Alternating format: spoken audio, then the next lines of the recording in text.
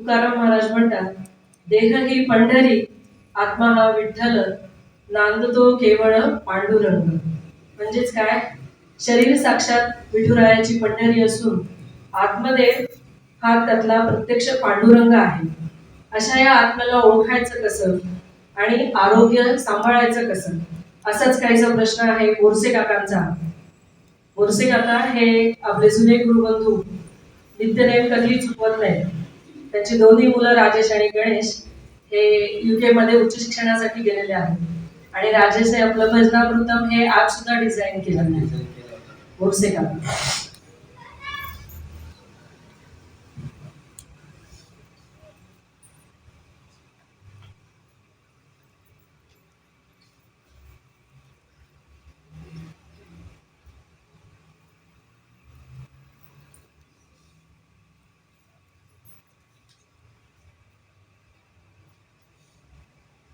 नमस्कार, मी शरद भोसे. माझा प्रश्न आरोग्य व अध्यात्म याची सांगड कशी घालावी त्याबद्दलचा आहे. पूर्वीची जीवनशैली व आत्ताच्या जीवनशैलीमध्ये खूपच फरक आता आहे आणि आजार पण हे वेगवेगळ्या प्रकारचे आता यायला लागले. तर आपलं जीवन हे सुखकर व्हावं असं प्रत्येकाला वाटतं आणि निरोगी मन असेल तर प्रत्येक साधकाला साधना सुद्धा करायला उपयुक्त ठरतं. तर निरोगी शरीरामध्ये निरोगी मन असणे आवश्यक आहे. तर साधकाने त्यासाठी काय करावं यासाठी आपण मार्गदर्शन करू. हा, आरोग्य आणि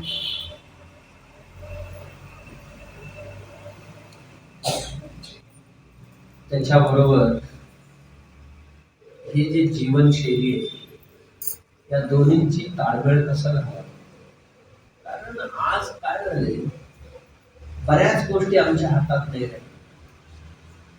आमच्या जीवनशैलीतली काय वापरावं काय नाही वापरावं ही आमच्या हातात आहे.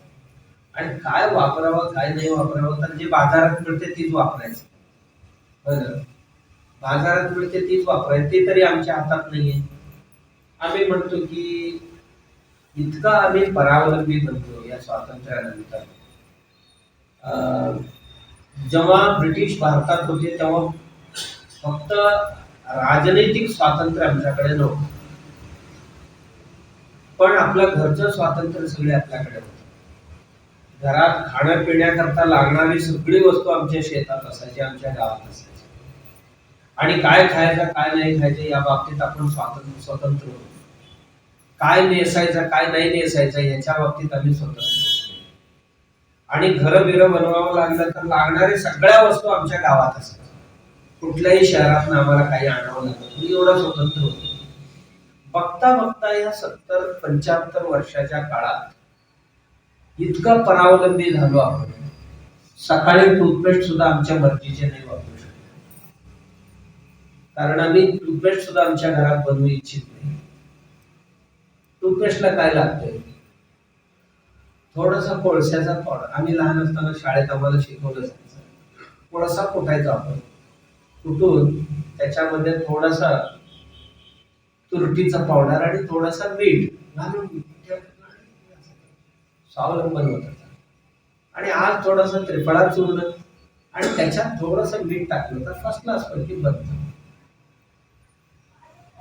किंवा खेड्या गावातल्या लोकांना गाईचं शेड, त्याची जे कंडे असतात म्हणजे गवऱ्या असतात, ते गाळून घ्यायचं आणि त्याच्यात थोडासा मिठाचा पावडर मीठ मिक्स केलं, उत्तम बनतं. आपण स्वावलंबी बनवू शकतो. आमच्या घरात बघा आज सकाळी दूध नाही आणि जे दूध मार्केटमधनं आणतो. आम्ही आरोग्याची जेव्हा विचार करतो तेव्हा याचाही विचार की मी जे चांगलं म्हणून आणलं ते चांगलं होतं का. पेस्ट आणतो टूथपेस्ट आणि त्याच्यामध्ये जे स्लरी वापरल्या जातात म्हणजे SLA असं या सांकेतिक नावाचे स्लरी ही ऍसिड्स आहे. आणि ही ऍसिड आमच्या शरीरात जर गेला कुठल्या कारणाने शोषून घेत असते त्वचा आतल्या बाजूला, आणि ही गेलं तर अनेक रोगांची ती जननी असते. आपण नाही कोणाचंही घ्या तुम्ही, त्यात ते मोठ्या प्रमाणात वापरतात. अगदी कमीत कमी काळजी करणारी माणसं आहेत त्याने तेच नाही. कारण माणसांची हाव अशी आहे की फेस यायलाच पाहिजे. फेस नाही आले तर ते दुसऱ्या दिवशी वापरत नाही, त्यामुळे ते जास्तीत जास्त लरी वापरतात. या घातलं. दुसरं बघा, नाश्ता करायला गेला झाले साबण. साबण चांगले आहेत का? साबण मध्ये याच पद्धतीची सगळ्यात खराब सगळ्या ऍसिड्स जे आहेत ते आमची त्वचा बाद करणारी आणि आमच्या त्वचेचे छिद्रातनं पुन्हा आत मांसखंडामध्ये सुद्धा जाणारे ऍसिड्स त्या स्लरीमध्ये, तेही आम्ही वापरतो. म्हणजे आपण सकाळपासून रात्रीपर्यंत वापरायची वस्तू मी आपल्याला आठवण करू. आंघोळीची झाली. त्याच्यानंतर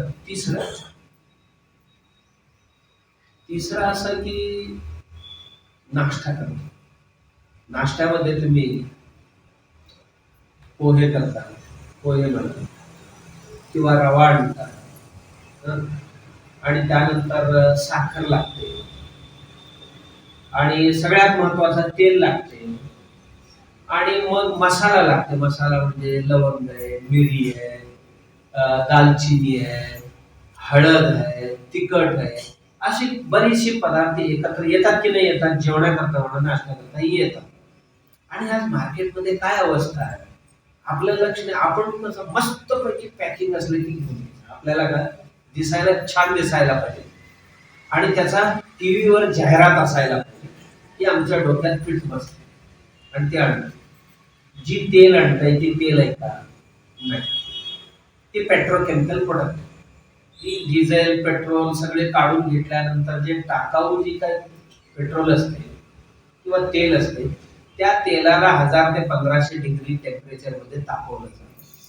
तापवल्यानंतर त्यातलं सगळ्यात हे निघून जातात, काय घातकी अंश जे असते ते निघून जातात, त्याचा वास निघून जातो, त्याच्यातल्या कुठल्याही प्रकारची आता अपायकारी घटक राहत.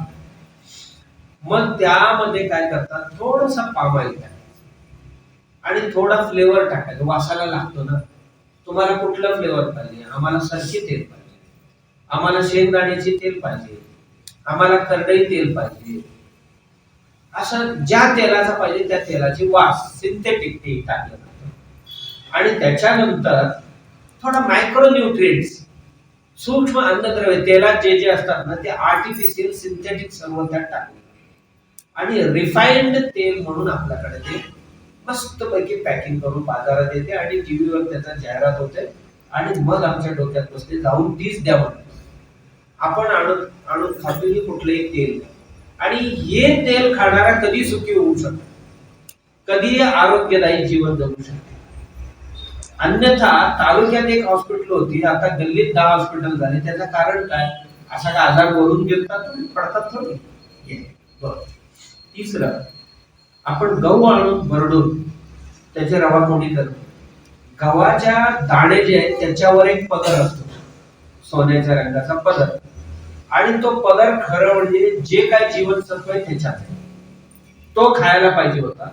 तो गहू भुस्सा म्हणून जातो जनावर आणि आतमधले पांढरे जे भाग आहे ती त्याच्यामध्ये फारसं काही नाही. कारण ती काय काढतात वरची, ते वरची असले की कीड लागतात, वरचा पदर असले की कीड लागते म्हणून ते काढून टाकलं. 6-6, 8-8 महिने त्याला कीड लागत नाही, व्यापाराला बरं पडतं. दुकानदारांना दुकानात ठेवायला बरं पडते का? मग ती कंपनी विचार केली असं करून आम्ही दुकानदारांना दिलं तर त्यांच्याकडे ही टिकेल. अन्यथा त्यात आळ्या होती. आळ्याला इतकं अक्कल आहे की खाण्यायोग्य वस्तू नसेल तर ते होत नाही, त्याचा आळ्याला एवढं माहितीये की आम्हाला जे खायचं होतं ते गेलेले आता हे खाण्याचं आपण जायचं नाही. पण माणसाला जर एवढं अक्कल असतं, जे आळ्यानं किड्यानं अक्कल आहे तेवढं जर असतं तर माणूस हे खाल्लं नसतं. माणूस ही मागणी केली असतात की त्याच्या सहित भरडलेले मला पाहिजे. ज्वारी आहे बाबा, ज्वारीचा जो जर वरचा पदार्थ काढला आणि आतल्या पांढरं पीठ खाल्लं तर त्यातलं काहीही मिळत नाही. त्याच्या सहित भरडलं पाहिजे आणि भरडून शक्यतो त्याच्या सहित भाकरी करायचं, चाळायचं नाही. आपल्याला जे फायबर पाहिजे त्यात असतं. मी उदाहरण सांगितलं, ह्या गोष्टी, याच पद्धतीची रवा आणि तांदूळ. तांदळात काय बाबा, त्या तांदळात काही नाही, जे तांदळात खायचं होतं ते गेलं. आणि आतलाही पांढरा घटक त्यातलं फारसं काय मिळत नाही, थोडं मिळतं ते. तांदूळ वरच्या लाल ह्याच्यासाठी हा शिजायला थोडा वेळ घेईल पण आरोग्य देईल. मग गोळ्यांना पैसे काढण्यापेक्षा गॅसला गाठलेल्या कधीही बघा, वर लालसर ते पदर आहे तो असायला पाहिजे. आम्ही काय म्हणतो, ते लाल बरं दिसत नाही, तांदळावरचे ही लाल बरं दिसत नाही. आणि शिरा करताना केसर घालायचं त्यात, त्या पांढऱ्या. तांदूळ पांढरा पाहिजे आणि शिरा केसरी कलरची पाहिजे. म्हणजे माणसाची बुद्धी किती खराब झाली बघा, त्याला कशातही समाधान नाही. तांदूळ पांढरा पाहिजे त्याला, कारण वरचा लाल पदार्थ दिसतोय ते नको, पांढरं शुभ्र ते देऊ. आणि पांढरं शुभ्र रवा दिले की नाही ते तसं शिजवून नाही काढणार, त्यात केसर घालणार. केशर नव्हे, काय म्हणतो केसरी कलर. कलर नाही घातलं तर खाता येत नाही का? जेवढ्या कलर ज्या अन्न पदार्थात मिसळते ते विष आहे. आणि भाज्या शेतात आणता प्रचंड प्रमाणात फवारणी केलेली विषद्रव्यांची. आणि पुन्हा टिकावं म्हणून तुम्हाला माहित नाहीये की भाजी असं ठेवल्यानं ते मान टाकलेले असते. मान टाकलेले असले की बायका घेत नाही म्हणजे त्याला एक स्प्रे करतात.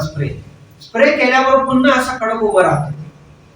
आणि ती जी स्प्रे आहे ना, जर तुमच्या जेवणात गेला एका दिवसात मरा. इतकी भयानक आहे. आणि फळं आणतो, त्या फळांचा सांगण्यासारखा काही नाही. ऍपल आणताय तुम्ही, सेब आणता, सफरचंद, ते वरून पाहिलं तर चमकदार राहावं म्हणून मेणाचा पदर त्याच्यावर, मेणाचा स्प्रे केलेला मेण. आणि आम्ही कधी बघत नाही, ते खातो तसे. आणि आतमध्ये सगळे गरम पडलेले, वरून दिसायला फसला. आणि कलिंगड सारख्याला साखरेची इंजेक्शन दिली जाते. वांगी वगैरे जे आणताय की नाही तुम्ही, शेतात एवढी असते वांगी.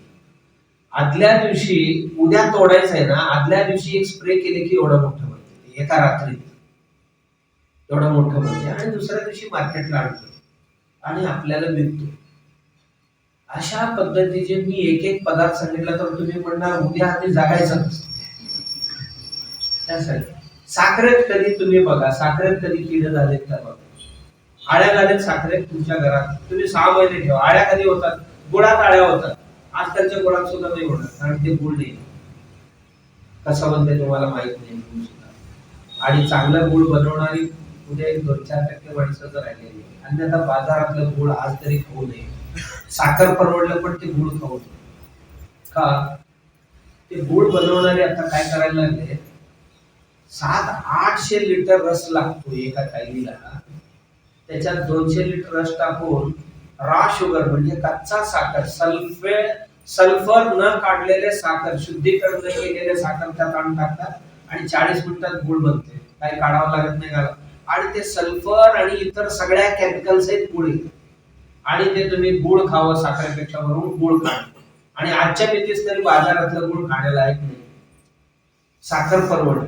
आणि साखर इतक्या केमिकल्स त्यात मिळेल. आणि साखरेत जे खायला पाहिजे होतं ना, ज्याला मदर ऑफ लिकर म्हणतो, त्या ऊसाच्या रसामध्ये जे खाण्यालायक होतं माणसाला ते दारूत गेले.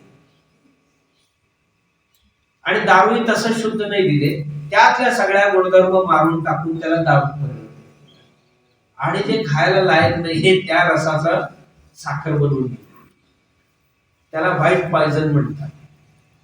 जे पांढरे 5 वस्तू आहेत त्यांना पांढरे विष म्हटलं जातं. मीठ आहे पांढरं, दुसरं मैदा, तिसरा साखर, आणखी 2 आहेत तुम्हाला माहिती आहे सगळ्या, की या वस्तू आपण खातो आणि म्हणतो की मी हेल्दी राहायला पाहिजे. होईल का? जमेल का? पण आम्ही जगलोय ना आता, देवदयेने जिवंत आहोत म्हणायचं भारतात. दुसरा काहीही कारण नाहीये. जी पदार्थ आम्ही बाजारात येते आणि ते जी खातो ना, भगवंताची कृपेने जिवंत आहोत ही वस्तू खाऊन नव्हे. एक. दुसऱ्या बाजूला खाण्याची वस्तू ठीक नाही, मग काय करावं याच्यासाठी? विश्वासार्ह माणसं आहेत का आपल्या जवळच्या जवळ जे काही उत्पन्न, हे बघा, आटा आणण्याऐवजी भरडून आणलेले परवडते. एक एक गोष्टी बघा. आणि तुमच्या आसपासला गाडीतली तेल तुमच्या समोर तयार होते आणि मिळते. असं आजकाल गल्लोगल्लीत सुरू झाले. आम्ही खूप मोठं आंदोलन केले, त्याच्यासाठी चळवळ सुरू केली. त्या चळवळीतनं आज हजारो तरुण मुलांनी तेल गाडी लावायला सुरू. आज अशी व्यवस्था आहे, इथे बाजूला दाणे पण ठेवलेले, इथे गाडी पण आहे. तुम्हाला पाहिजे नाही, एक अर्धा तास थांबा, त्यातलं काढून तुम्हाला द्या. ही व्यवस्था आता सगळीकडे सुरू आहे. तुम्हाला भाजी देणारा माणूस आहे ना, खात्रीच आहे का बाबा, चांगला आहे का, याचाही आपण थोडासा विचार. दूध देणं सगळ्यात मोठं भानगड आहे. दूध देशात 80% दूध नकली. किती? 20% दूध फक्त ओरिजिनल. 65 कोटी लिटरची गरज आहे आणि 15 कोटी लिटर देशात तयार होते गाय म्हशीपासून. 50 कोटी लिटर दूध डुप्लिकेट, म्हणजे युरिया पासून, तुमच्या शॅम्पू पासून आणि वॉशिंग पावडर पासून हे दूध बनवलं जातं. असं भरपूर फॉर्म्युला आहेत, 20 वर फॉर्म्युला आहेत. आणि नाहीतर पावडर मिक्स दूध येते. या पावडरने हार्ट ब्लॉक होतो, रक्तात गुठळे तयार होतात, ते दूध पचत नाही. आणि आजकाल जे डेअरीचे दूध आणतो, त्या डेअरीचं कलेक्शन असतं दिवसाला 2 लाख, 4 लाख, 5 लाख लिटरचे गाई म्हशीचे दूध कलेक्ट करतात आणि त्यांची विक्री 10 लाख लिटरची. म्हणजे काय करत असतील ते? एक तर दुधाचे पावडर बनवत असतील, नाहीतर दुसऱ्या मी सांगितलं ना त्या सगळ्या फॉर्म्युल्यातलं दूध. तर हे खाऊन आम्ही जगणार कसं? मग मला विचार करता येईल की दुधाशिवाय चहा पिता येईल का? नाही पिता येणार. पिता येतं दुधाने, फक्त पांढरं दिसतंय त्याचं. जरासा आपण एक विचार करायचा, हे कलरफुल जेवण जेवायचं आहे ना, ते जरासा मेंटली सेट व्हायला पाहिजे. कलर जे नॅचरल कलर आहे ते आहे ते एक्सेप्ट करायला शिकायचं. बऱ्याच गोष्टींसाठी आम्ही त्यात कलर यावं म्हणून भागले जातो, सोडून द्यायचं. हे खाण्याची वस्तूंची झाली वेगवेगळ्या प्रकारची. एवढंच नाहीये, मी सांगत बसलो तर आजचा दिवस नाही पुरणार एवढ्या भानगड्या या भेसळ ज्या तांदूळ आहे, प्लास्टिकची तांदूळ आहे, तुम्हाला माहित नाहीये. आता तुम्ही जी हे आणताय लवंग मसाल्यासाठी, लवंगाची पावडर, मिरीची पावडर, हे सगळे आर्टिफिशियल बनतात. आता सिंथेटिक मधून, केमिकल मधून लवंग बनवले जातात. मसाला सगळे आर्टिफिशियल बनवले जातात. मसाल्याला लागणारी सगळे पदार्थ, दालचिनीची हे नव्हती लाकडी साल्ट, ती सुद्धा आर्टिफिशियल बनते. आणि तुम्ही कसं जगणार आता? अवघड आहे बाबा जगणं. फक्त जवळपास तयार होणारी विश्वासार्ह माणसांकडनं मागणी करावं, मला असं असं पाहिजे. किंवा कुठेतरी खेडोपाड्यात गेला, डोळ्यासमोर तयार झालेले भेटला तर येतानाच एक 5-25 किलो घेऊन ये. कुठे भेटत. आता मिरचीचे पावडर आणतो आपण, बरोबर? मिरचीच्या पावडर मध्ये माती घातली जाते, वजन चांगलं आहे. मी माझ्या डोळ्याने बघितलं. चहा पावडर आणतो, लाकडाची कोंडा आहे ना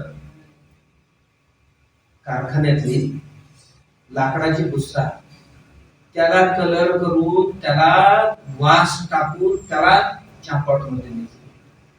आणि काय काय करावं माणसाने पोट भरण्यासाठी करतात. तर तुम्ही विचार करताय की आम्ही निरोगी कसं राहायचं. मी रोज व्यायाम करतो तरी सुद्धा मला असं झालं, हो तुम्ही रोज व्यायाम करताय पण ही बांधणी कोण टाकू? माणसं व्यायाम करतात रोज. मी बघतो की 5-5, 10-10 किलोमीटर रोज धावत जाणाऱ्यांना हार्ट अटॅकने नाही होत गेली. की तेल तूप जे आणतो, आता तूप बघा, आमच्या चांगली माणसं. तूप काय असते बाबा, तुम्ही तूप बनताय ते तूप चांगले असते काय नाही. ते जर्सी गाईचे दूध गरम करायला ठेवा. मी 10 लिटर आणत तूप बनवायचं सांगतो, म्हणजे बाजारात मिळते ते गरम करायला ठेवायचं. एक 50 ते 55 मिनिटं त्याला उकळतच राहायचं, उकळतच राहायचं, उकळतच राहायचं, नुसतं हलवायचं त्याला करपू नये म्हणून. आणि शेवटला बनते ते केक, त्याला तूप म्हणतात. गायचं, गाय का देशी घी, जे देशी गाय का नाही, गाय का देशी घी खातो की नाही आपण? काय आहे त्यात? ते खाल्ले की माणसांची कोलेस्ट्रॉल वाढलीच. त्याच्यात काही घटक आहे अपायकारक, ते खातो आपण. मग दूध बनवायचं, तूप बनवायचे तंत्र काय असतं? मग दूध गरम करायचं. तुम्हाला सगळ्यांना माहिती, दूध गरम करायचं, तेही सावकाश मंदाग्नीवर, फार फार फार फार फार फार उकळी आणायचं नाही. आणि त्यानंतर ती कोमट असताना विरजण लावायचं. विरजण लावून दुसऱ्या दिवशी सकाळी मंथन करायचं. लोणी येते, त्या लोणी सुद्धा हळूहळू तापवायचं मंदाग्नीवर. मग खाऊची पानं टाकून करा, किंवा लसूण टाकून करा, किंवा बेलाची पानं त्यात टाकून तुम्ही उकळा, फर्स्ट क्लास तूप तयार होते. आणि ते तूप न तुम्ही दिवसाला जरी 1 वाटी खाल्ला तर तुम्हाला काय काहीचे दूध असतील, पण ही तूप नाही, 2 चमचा सुद्धा भारी पडतात. आणि मी म्हणतो ते तूप तुम्ही काढवायला ठेवला तर अख्खा गल्लीत असा सुगंध पसरतो. आणि ही आता जे आणतो ना आपण पॅकेट मधलं, असं नाकालवर नेलं तरी येत नाही. आणि ह्याच तुपातनं शिरा करतो आणि काय काय आपल्या समाधानासाठी आहे. त्या तुपाने तुमच्या शिऱ्याला काही होणार नाही आणि खाणाऱ्यांना जरूर धोका होईल तो. मग आम्ही एवढा आरोग्यासाठी करतो, तर आता आम्ही स्वावलंबी नाही राहिलो, खाण्यापिण्यामध्ये 100% परावलंबी झालो. तर ही आरोग्याची ताळमेळ घालायचं कसं? तर एकच की खात्रीचे पदार्थ कुठे मिळतात आणि सेंद्रिय जेवढा खाता येईल तेवढा प्रयत्न. 2 पैसे जादा जाऊ, मागणी करा. आज न उद्या शेतकरी देईल. ती दुकानांची संख्या वाढली पाहिजे, कारण मागणी वाढल्याशिवाय दुकानं वाढत नाही, दुकानात वस्तू येत नाही. एक. दुसरं, आरोग्य केवळ खाण्यावर असते नाही, आरोग्याची 50, 60 किंवा 70% खाण्यावर आहे आणि 25-30% आहे ना आपल्या विहारावर अवलंबून. थोडासा व्यायाम वगैरे करणं गरजेचं आहे. आणि किती खावं, जे आहे ते किती खावं, इथे जेवढा भूक असते, अजून थोडासा भूक बाकी असताना बंद करायला शिकायला पाहिजे. आणि जेव्हा भूक लागते तेव्हा जेवायला पाहिजे. आणि जे चांगलं खायला पाहिजे एवढं ठीक. आणि ह्याच्याबरोबर व्यायाम जे म्हणतो, दिवसातलं इतकं धकाधकीचे जीवन झालेले आहे, येतो केव्हा तरी, जातो केव्हा तरी. आपलं जीवनचर्या म्हणतो ना, दिनचर्या ठरवणं कठीण झाले. दिनचर्या आपण ठरवायला पाहिजे, किती वाजता उठायचं, ज्यांचा फिक्स आहे. आता हे नोकरी करणारे काय म्हणतात, कधी आम्हाला फर्स्ट शिफ्ट आहे, आम्हाला कधी सेकंड शिफ्ट आहे, कधी थर्ड शिफ्ट आहे. शिफ्ट कोणताही असो, त्या शिफ्ट मध्ये मला माझ्या व्यायामासाठी एवढा वेळ ठेवायचा, मी कधी उठेन तेव्हा. आणि तोही आम्हाला बऱ्याच लोकांना साध्य होतो. मी म्हणतो कमीत कमी 15-20 मिनिटं नाही काढू शकणार आपण, तेवढा काढला तर कुठल्याच गोळ्या आपल्या घरात येणार. आणि आनंदाने आहार आणि विहार ठीकठाक राहिलं थोडं. ते बघा, हे शरीर आहे ना, दिवसभर बसून राहिलं, काम करत राहिलं तर काय होते, या शरीरातला वात जे म्हणतो किंवा रासायनिक कचरा जे असते, घरातलं कचरा कुठे गोळा होते, तुम्हाला आठवत असेल, कचरा कुठे गोळा होतो दिवसभर. दार खिडकी उघडी असले की काय माती बिती कचरा असतो, कुठे कुठे जास्त दिसते आपल्याला? कुठे? कोपऱ्यात. बरोबर आहे, नक्की कोपऱ्यातच का? ती जागा सुरक्षित आहे, तिथे कोण जात नाही.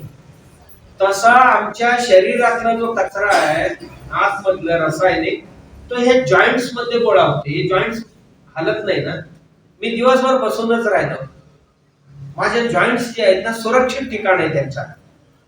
मग हे जॉईंट्स थोडासा मुवमेंट केली आहे ना तर ते कचरा निघून जाते, घामा वाटे निघून जाईल, लघवी वाटे निघून जाईल किंवा मलमूत्र वाटे निघून जाईल.